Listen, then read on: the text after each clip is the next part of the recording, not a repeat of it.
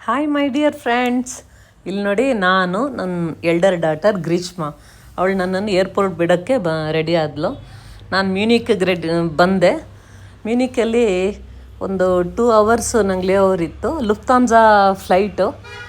ಅದರಲ್ಲಿ ಕೂತ್ಕೊಳ್ತಾ ಇದ್ದಂಗೆ ಕನ್ನಡದಲ್ಲಿ ಮಾತಾಡಿದ್ರು. ನಿಮಗೇನಾದರೂ ತೊಂದರೆ ಇದ್ದರೆ ನಮ್ಮ ಹತ್ರ ಹೇಳಿ, ವೆಲ್ಕಮ್ ಟು ಲುಫ್ತಾನ್ಸಾ ಏರ್ಲೈನ್ಸ್ ಅಂತ ಎಲ್ಲ ಹೇಳಿ ಕನ್ನಡದಲ್ಲೇ ಬಂತು ಅನೌನ್ಸ್ಮೆಂಟು. ನಂಗೆ ಖುಷಿ ಆಯಿತು ಅದನ್ನು ಕೇಳಿ. ನಾನು ರೆಕಾರ್ಡ್ ಮಾಡಿ ಇಟ್ಕೊಂಡಿದ್ದೀನಿ. ಆಮೇಲೆ ನಾನು ಕೊಲೊರಾಡೋ ಡೆನ್ವರ್ಗೆ ತಲುಪಿದಾಗ ನನ್ನ ಮೊಮ್ಮಗಳು ನನ್ನನ್ನು ರಿಸೀವ್ ಮಾಡ್ಕೊಂಡ್ಲು. ಭಾಳ ಖುಷಿ ಆಯಿತು ಅವಳಿಗೆ. ಈಗ ದಿನ ಅವಳು ಸ್ಕೂಲ್ ಹತ್ರ ಅವಳನ್ನು ಬಿಡೋಕ್ಕೂ ಹೋಗ್ತೀನಿ, ಕರ್ಕೊಂಬರೋಕ್ಕೂ ಹೋಗ್ತೀನಿ. ತುಂಬ ಇಷ್ಟಪಟ್ಲು ಅವಳು, ತುಂಬ ಸಂತೋಷಪಟ್ಲು. 6 ತಿಂಗಳು ನಾನು ಅಮೇರಿಕಾದಲ್ಲಿರ್ತೀನಿ, 6 ತಿಂಗಳು ಇಂಡಿಯಾಗೆ ಬರ್ತೀನಿ. ಮತ್ತು ಮಾರನೇ ದಿನ ನಾವು ಫಾಲ್ ಕಲರು ನೋಡೋಣ ಅಂತ ಕನಿಷ್ಠ ಪಾಸ್ಗೆ ಹೋದ್ವಿ. ಅಲ್ಲಿ ನನ್ನ ಮಗಳು, ಚಿಕ್ಕ ಮಗಳು ಪ್ರತೀಕ್ಷಾ, ಮತ್ತು ಅವಳು 2-3 ಫ್ಯಾಮ್ಲಿ ಫ್ರೆಂಡ್ಸ್ ಇದ್ದರು. ಅವ್ರ ಮಕ್ಕಳು, ನಾವು ಎಲ್ಲರೂ ಹೋಗಿದ್ವಿ.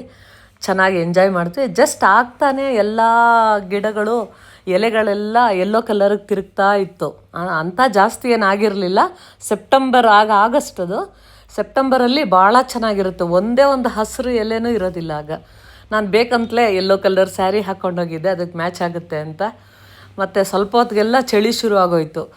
ಆಮೇಲೆ ಬೇಗ ಅಲ್ಲೇ ಊಟ ಎಲ್ಲ ನಾವೇ ತೊಗೊಂಡು ಹೋಗಿದ್ವಿ. ಬೇಗ ವಾಪಸ್ ಬಂದ್ವಿ.